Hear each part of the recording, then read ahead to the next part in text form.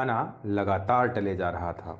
निर्माता निर्देशक रामानंद सागर फिल्म की शूटिंग का शेड्यूल लेकर बैठे हुए थे, लेकिन संगीतकार शंकर जयकिशन से वो जब भी पूछते कि ये गाना कब रिकॉर्ड होगा, तो वो कहते कि बस धुन पर काम कर रहे हैं, जैसे ही धुन फाइनल होगी तुरंत रिकॉर्डिंग कर लेंगे।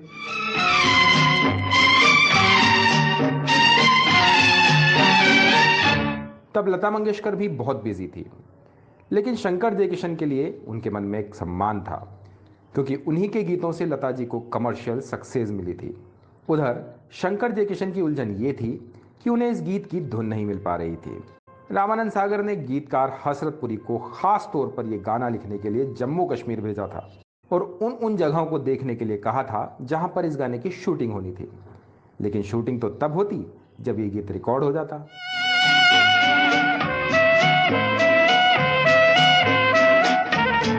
इसी तरह वक्त बीता जा रहा था, लेकिन एक दिन ऐसा चमत्कार हुआ कि जिस गाने के लिए महीनों से इंतजार हो रहा था, उसकी धुन केवल 10 मिनट में बन गई। उसी दिन गीत की रिकॉर्डिंग भी हो गई। मेरा मन याद करता है। जल्दबाजी में रिकॉर्ड हुए इस गीत ने कैसे धूम मचाई और आज भी ये गीत सुनने वालों को कितना पसंद है, ये बात तो आप अच्छी तरह से जानते हो।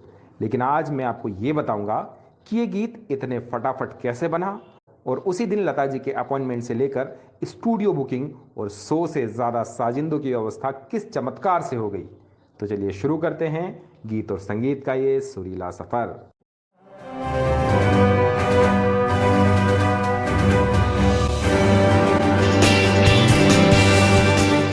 हमारे दिमाग में जैसे ही साधना जी का नाम आता है तो वैसे ही ये गाना भी जरूर आ जाता है।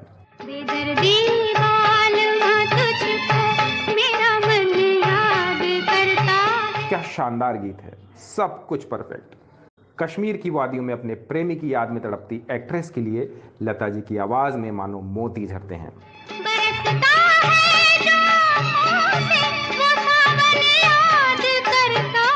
अपने प्रेमी की याद में मायूस साधना की पीड़ा, शंकर जयकिशन का मधुर संगीत, हसरत जयपुरी के शानदार बोल और लता मंगेशकर की अद्भुत गायकी।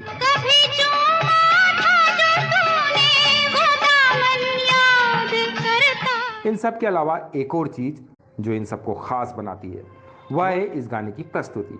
कश्मीर की खूबसूरती को जिंदा करती हुई खूबसूरत फोटोग्राफी। यह इस बात का अच्छा उदाहरण है कि कैसे एक सदाबहार गाना हर मायनों में सदाबहार होता है। इस गाने का एक एक शॉट परफेक्ट था। ऐसा लगता है कि मानो निर्देशक के रूप में रामानंद सागर पर्दे पर उदासी की कोई कविता लिख रहे हों।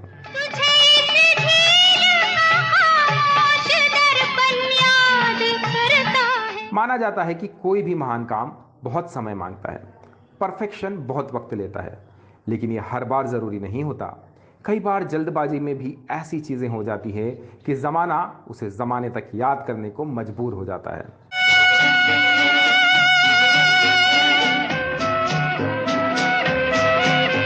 रामानंद सागर ने 1965 में एक अद्भुत शाहकार रचा था।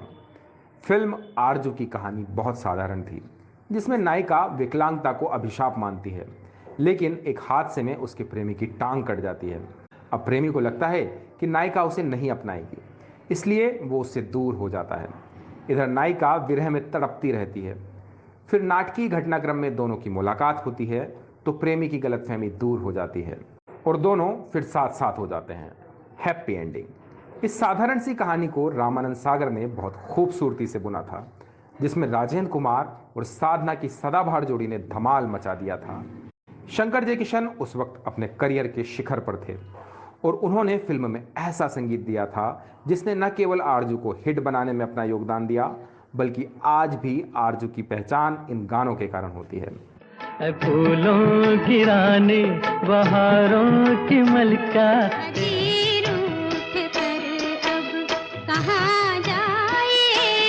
कल के तेरी आंखों से शराब से मस्ताना, बस इतनी शिकायत है जी हमसे बच कर कहाँ जाइएगा।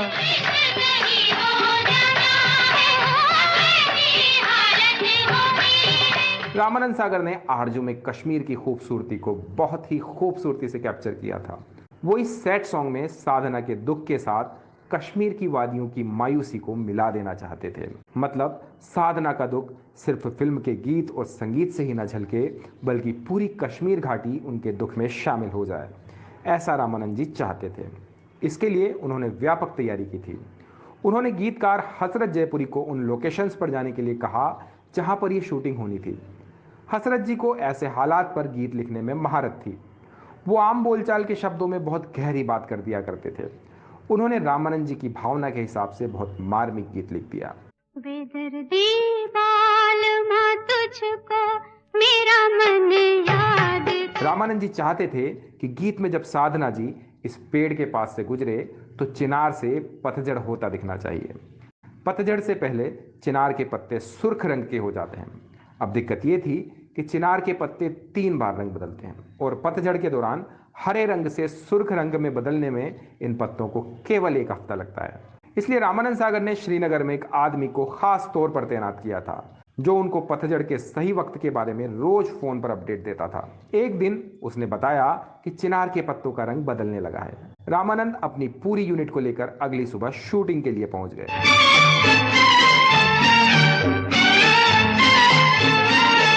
इसी मेहनत के कारण कुछ गाने और कुछ दृश्य हमेशा हमेशा के लिए दर्शकों के दिमाग में बैठ जाते हैं।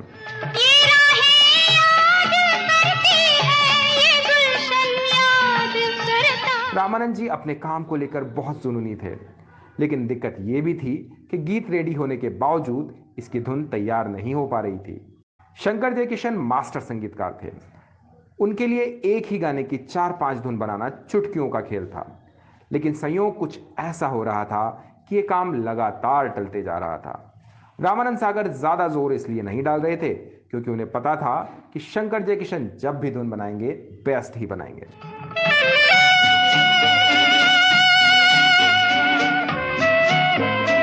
रामानंद जी के बेटे और मशहूर सिनेमेटोग्राफर प्रेम सागर ने बताया कि एक दिन हम लोग राजकमल स्टूडियो में शूटिंग कर रहे थे। तभी अचानक जयकिशन आ गए। उन्होंने रामानंद जी से कहा कि आज ही इस गाने को रिकॉर्ड करेंगे। यह सुनकर रामानंद जी चौंक गए क्योंकि ना तो गाने की धुन बनी थी और ना ही लता जी से रिकॉर्डिंग की डेट ली गई थी। इसके अलावा एक गाना रिकॉर्ड करने में स्टूडियो से लेकर टेक्निकल स्टाफ और दर्जनों साजिंदों को भी अरेंज करना होता है, जिसमें कई बार हफ्तों का समय लग जाता है। ये सब आज के आज कैसे हो सकता है? लेकिन जयकिशन जी ने उन्हें बताया कि सब अरेंजमेंट हो गया है, कि उन्हें आज किसी और गीत की रिकॉर्डिंग करनी थी लेकिन वो कैंसिल हो गई है, इसलिए आज स्टूडियो भी खाली है और लता जी भी फ्री हैं। उस गीत के लिए मौजूद 100 के करीब साजिंदे और जाने माने साउंड रिकॉर्डिस्ट मंगेश देसाई भी स्टूडियो में मौजूद थे। इस तरह सभी तैयारियां पूरी थी, लेकिन सवाल अब भी वही था कि धुन कहाँ है। तो जयकिशन ने रामानंद जी से कहा कि धुन मेरे मन में है, आप सुनिए। ये कहते हुए उन्होंने वहां रखे हुए लकड़ी के स्टूल को खींचा और उसे हाथ से बजाते हुए ये धुन सुनाई। बेदर्दी बालमा तुझको मेरा मन याद कर। ये धुन हालांकि जल्दबाजी में बनी थी, लेकिन रामानंद जी को भरोसा था कि रिकॉर्डिंग के दौरान बाकी चीजें फाइनल हो जाएंगी। जिस तरह ये धुन जल्दबाजी में बनी थी, उसी तरह इसकी रिहर्सल भी जल्दबाजी में करनी पड़ी। जल्दी जल्दी रिहर्सल के बाद धुन फाइनल कर ली गई। इसी दौरान लता जी को भी ये गीत दे दिया गया ताकि वो भी रिहर्सल कर लें। जल्दबाजी में हो रहे इस काम से रामानंद जी के मन में एक तरह की शंका थी कि जिस गीत के लिए हमने इतनी तैयारी की है, पता नहीं उसकी रिकॉर्डिंग कैसे होगी, फाइनल आउटपुट कैसा निकलेगा। बहरहाल जैसे ही रिकॉर्डिंग की तैयारी पूरी हुई और जयकिशन ने टेक कहा, वैसे ही लता जी ने आलाप छेड़ दिया।